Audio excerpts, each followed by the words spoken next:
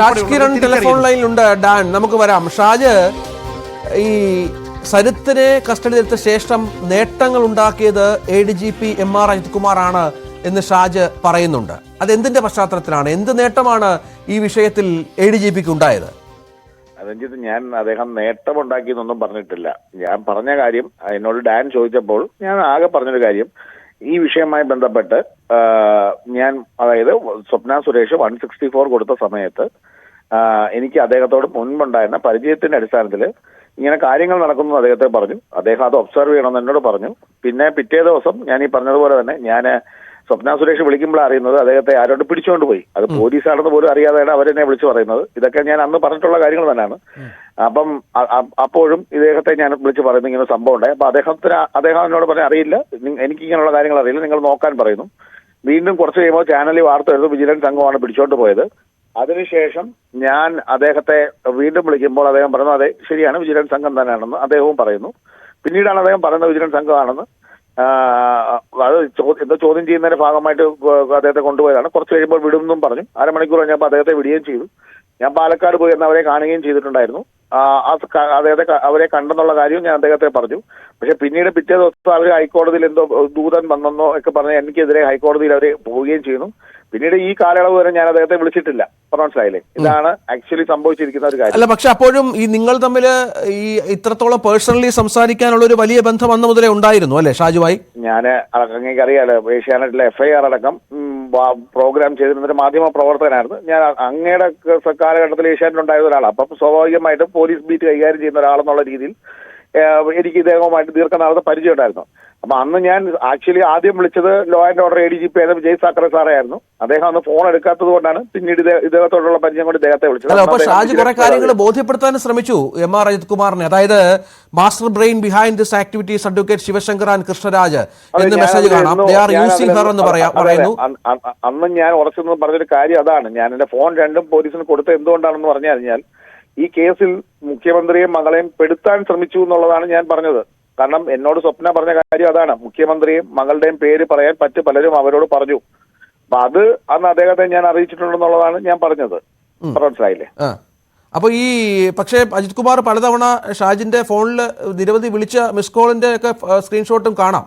അതെന്തിനായിരുന്നു? അത് പിന്നീട് സംസാരിച്ചിരുന്നു ആ വിഷയം? അല്ല, അത് ഞാൻ പറഞ്ഞില്ലേ, ഞാൻ അന്ന് ഈ കാര്യങ്ങൾ അദ്ദേഹത്തെ അറിയിച്ചിട്ടുണ്ട്. ഈ സ്ക്രീൻഷോട്ട് വന്നതിന്റെ പുറകിലും അതുപോലെ തന്നെ അന്ന് എന്റെ CDR പുറത്തുവിട്ടതും പോലീസിനകത്തുള്ള ചേരിപ്പോരിന്റെ അടിസ്ഥാനത്തിലായിരുന്നു.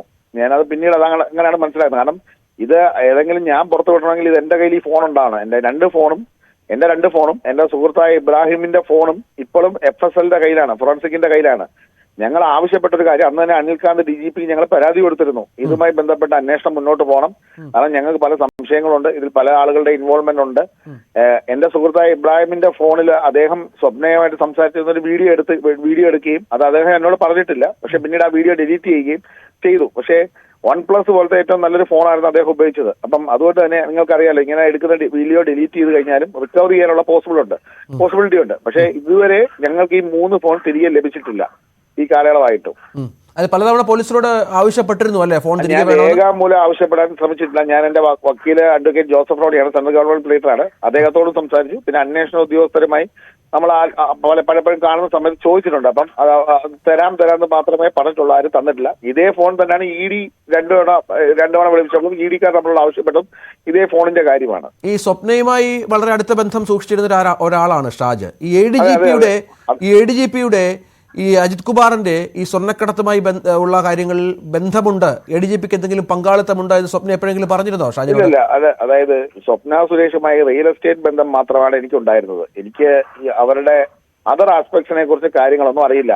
അത് ADGP-ക്ക് അവരുമായി ഡയറക്റ്റ് ബന്ധവും ഇല്ല. മനസ്സിലായില്ലേ?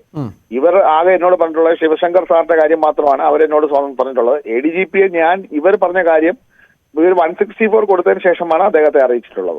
അല്ല, ഈ പിന്നീട് നടന്ന കേസിന്റെ പലവിധ കാര്യങ്ങളെ സ്വാധീനിക്കാൻ ADGP ശ്രമിച്ചു, അങ്ങനെ എന്തെങ്കിലും വിവരം ഷാജിനുണ്ടോ? ഇല്ല, ഞാൻ പറഞ്ഞില്ല, ഈ സംഭവം നടന്നതിന് ശേഷം അതുവരെ നല്ല ബന്ധമായിരുന്നു അദ്ദേഹത്തോട് ഉണ്ടായിരുന്നത്. പിന്നീട് അദ്ദേഹം ഒരു കാലയളവിലും ഞാൻ അദ്ദേഹത്തോട് സംസാരിക്കും, അദ്ദേഹം എന്നോട് സംസാരിക്കും. എന്ത് പറ്റി അങ്ങനെ ഒരു ബന്ധം വഷളാവാൻ? അത് എനിക്കറിയില്ല എന്താ കാര്യം എന്നുള്ളത്. അത് അദ്ദേഹമാണ് പറയേണ്ടത് എന്തുകൊണ്ടാണെന്ന്. പിന്നെ ഷാജി വിളിച്ചിട്ട് ഫോൺ എടുത്തിട്ടുമില്ല അല്ലേ? ഞാൻ പിന്നെ അദ്ദേഹത്തെ വിളിക്കാൻ ശ്രമിച്ചിട്ടുമില്ല, അദ്ദേഹം എന്നെ വിളിക്കാൻ ശ്രമിച്ചിട്ടുമില്ല. മറ്റു പലരോടും അദ്ദേഹത്തിന് എന്നോട് നീരസമുള്ള കാര്യമാണ് അദ്ദേഹം പറഞ്ഞതായിട്ട് ഞാൻ അറിഞ്ഞത്. അതെന്താണ് ഈ സംഭവങ്ങളൊക്കെ പുറത്തു വന്നതിന് ശേഷമാണോ അങ്ങനെ ഒരു നീരസം ഉണ്ടായത്? അതെ, അതിനുശേഷമാണ് ഉണ്ടായത്. അതിനു മുൻപ് നിങ്ങൾ തമ്മിൽ നല്ല അടുപ്പമായിരുന്നു? അത് വളരെ നല്ല അടുപ്പമായിരുന്നു. ഞാനത് നിഷേധിച്ചിട്ട് കാര്യമില്ല. കാരണം എന്റെ ഫോൺ കോൾ ലിസ്റ്റ് ഒക്കെ നിങ്ങൾ തന്നെ പുറത്തുവിട്ട് കഴിഞ്ഞാൽ പിന്നെ ഞാനത് എങ്ങനെ നിഷേധിക്കുന്നത്? അപ്പോൾ ഈ ADGPക്ക് ഇപ്പോൾ PV അൻവറിന്റെ ഒക്കെ വെളിപ്പെടുത്തൽ നമ്മൾ കണ്ടതാണല്ലോ. ഷാജിദൊക്കെ ശ്രദ്ധിക്കുന്ന ഒരു മാധ്യമ പ്രവർത്തനം കൂടിയാണ്, മുൻകാല മാധ്യമപ്രവർത്തനമാണെങ്കിലും. ADGPക്ക് ഈ സ്വർണ്ണക്കടത്തുമായി ബന്ധമുണ്ടെന്നും അട്ടിമറിക്കാൻ ഒരുപാട് ശ്രമങ്ങൾ നടത്തിയെന്നുള്ള ആരോപണങ്ങളെ ഷാജ് എങ്ങനെയാണ് കാണുന്നത്? ഞാൻ പറഞ്ഞില്ലേ, അദ്ദേഹത്തിന്റെ എനിക്കറിയാവുന്ന MR അജിത് കുമാർ ഇതുപോലെ വലിയ വീട് കെട്ടുമെന്നൊന്നും കരുതുന്ന ഒരാളല്ല. ഞാനും അദ്ദേഹത്തിന്റെ വീടെന്ന് പറഞ്ഞ് നിങ്ങൾ വാർത്ത കാണിക്കുമ്പോൾ ഞാനും ഞെട്ടിയിരിക്കുകയാണ്. ഞാനറിയുന്ന MR അജിത് കുമാർ കറക്റ്റഡ് ആയിട്ട് ഒരു ഓഫീസർ എന്നാണ്. അദ്ദേഹത്തിന് ഒരിക്കലും ഇങ്ങനെ ഒരു വീട് വെക്കാൻ പറ്റുമെന്നൊന്നും ഞാൻ പോലും കരുതുന്നില്ല. അപ്പം എന്താണ് കാര്യങ്ങൾ എന്നൊന്നും എനിക്കും വളരെ അത്ഭുതത്തോടെ നോക്കിയെന്ന് ഞാൻ കണ്ടിട്ടുണ്ട്. മറ്റ് പല പോലീസ് ഓഫീസർമാരുമായി ബന്ധമുള്ളതുപോലെ ദേഹവുമായിട്ട് ബന്ധമുണ്ടായിരുന്നു. പക്ഷെ ഇതൊക്കെ കാണുമ്പം PV അൻവർ പറഞ്ഞ കാര്യങ്ങൾ കേൾക്കുമ്പോൾ നമ്മൾ ഞെട്ടിപ്പോവുകയാണ്. മനസ്സിലായില്ലേ? പിന്നെ അങ്ങ് പറഞ്ഞതുപോലെ പല കാര്യങ്ങളും നമുക്കിപ്പം ഇത് തിരിച്ച് റിവൈറ്റ് ചെയ്ത് നോക്കുമ്പോൾ നമുക്കും ബുദ്ധിമുട്ടുകൾ വരുന്നുണ്ട്. മനസ്സിലായില്ലേ?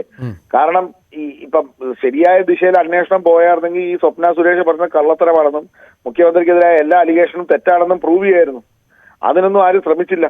ഞാൻ അതാണ് പറയുന്നത്. ഈ 2 ഫോണുകൾ വിശദമായി പരിശോധിച്ചാൽ തന്നെ കാര്യങ്ങൾ ശരിയാവുമായിരുന്നു. പക്ഷെ ആരും ഒരു ഘട്ടത്തിൽ അന്വേഷണം എങ്ങും എത്തിയിട്ടില്ല. ഷാജ് ഇടയ്ക്ക് ഈ കേസിൽ, ഈ സംഭവത്തിൽ ഒരുപാട് ചർച്ച ചെയ്യപ്പെട്ട ഒരു പേരാണ്. പിന്നീട് ഷാജിനെതിരെയും നടപടി, കേസുകളും മറ്റു കാര്യങ്ങളും എന്താണ് നിയമപരമായി എന്തെങ്കിലും സംഭവിച്ചിട്ടുണ്ടോ അതിനുശേഷം? രഞ്ജിത്ത്, ഞാൻ ഈ വിഷയവുമായി ബന്ധപ്പെട്ട് പാലക്കാട് കോടതിയിൽ 164 വരെ കൊടുത്തിട്ടുള്ള ഒരാളാണ്. അതായത് എന്തൊക്കെയാണ് നടന്നത്? കാരണം ഇപ്പൊ എൻഫോഴ്സ്മെന്റ് ഡയറക്ടറേറ്റ് എന്നെ പോലെ സാധാരണക്കാരനെ വിളിപ്പിക്കേണ്ട ഒരു അവസ്ഥ വരുവാന്ന് പറഞ്ഞാൽ നിങ്ങൾ ആലോചിച്ച് പോവുക. PML ആക്ട് പ്രകാരമാണ് എന്നെ വിളിപ്പിച്ചത്, മണി ലോണ്ടറിംഗ് ആക്ട് പ്രകാരം. എനിക്ക് അങ്ങനെയുള്ള കാര്യങ്ങളുമായി യാതൊരു ബന്ധവും ഇല്ലാത്ത ഒരാളാണ്. സ്വന്തമായി പേരിൽ ഭൂമിയോ വസ്തുവോ വണ്ടിയോ ഒന്നും ഇല്ലാത്ത ഒരാളാണ്. പക്ഷെ എന്നെ അതിലേക്ക് വിളിപ്പിക്കുന്നു. പക്ഷെ അവിടെ ചെല്ലുമ്പോൾ അവർ ചോദിക്കുന്ന മുഖ്യമന്ത്രിയുമായി ബന്ധപ്പെട്ട കാര്യങ്ങളാണ്. അപ്പോൾ തന്നെ ഞാനത് ക്ലിയർ ആയിട്ട് റിട്ടേൺ സ്റ്റേറ്റ്മെന്റ് അവർക്ക് എഴുതി കൊടുത്തു. കാരണം നാളെ ഇത് എന്റെ സ്റ്റേറ്റ്മെന്റ് എന്ന് പറഞ്ഞാൽ പുറത്തു വരാതിരിക്കാൻ വേണ്ടി. കാരണം മുഖ്യമന്ത്രിക്ക് ഈ കേസുമായി യാതൊരു ബന്ധവുമില്ല. അല്ലെങ്കിൽ ഞാൻ ഒരു ഘട്ടത്തിൽ ഈ മുഖ്യമന്ത്രി എന്ന് പറഞ്ഞ ആളെയോ കോടിയേരി ബാലകൃഷ്ണന്റെ പേരുണ്ട്, അദ്ദേഹത്തിന്റെ പേരോ കണക്ട് ചെയ്യാൻ ഞാൻ അവരുമായി ആരുമായിട്ട് സംസാരിച്ചിട്ടില്ല. ഞാൻ ഈ വിഷയം എക്സ്ക്ലൂസീവ്ലി എനിക്ക് പരിചയത്തിന്റെ അടിസ്ഥാനത്തിൽ ഞാൻ ആകെ സംസാരിച്ചത് MR അജിത് കുമാറിനോട് മാത്രമാണ്. അദ്ദേഹത്തിന് അപ്പുറത്തേക്ക് എന്ത് കാര്യങ്ങൾ നടന്നു എനിക്ക് അറിയേയില്ല. ഞാൻ ഒരു ഘട്ടത്തിൽ അന്വേഷിച്ചിട്ടുമില്ല. ശരി, ഷാജ് കിരൺ തന്നെയാണ് നമ്മോടൊപ്പം തത്സമയം ചേർന്നത്. ഏതായാലും MR അജിത് കുമാറുമായി ബന്ധപ്പെട്ട് MR അജിത് കുമാറിന്റെ സ്വർണ്ണക്കടത്ത് കേസിലെ, ആ സമയത്ത് നമുക്കറിയാം ഇടനിലക്കാരൻ തരത്തിൽ അറിയപ്പെട്ടിരുന്ന ആളാണ് ഈ ഷാജ് കിരൺ. നിരന്തരമായി അത്തരത്തിലുള്ള ബന്ധങ്ങൾ ഉണ്ടായിരുന്നു എന്ന കാര്യത്തിൽ നമുക്ക് ഈ വാട്സപ്പ് ചാറ്റുകൾ കാണുമ്പോൾ സംശയമില്ലാത്ത. ഡാൻ, ഇതാണ്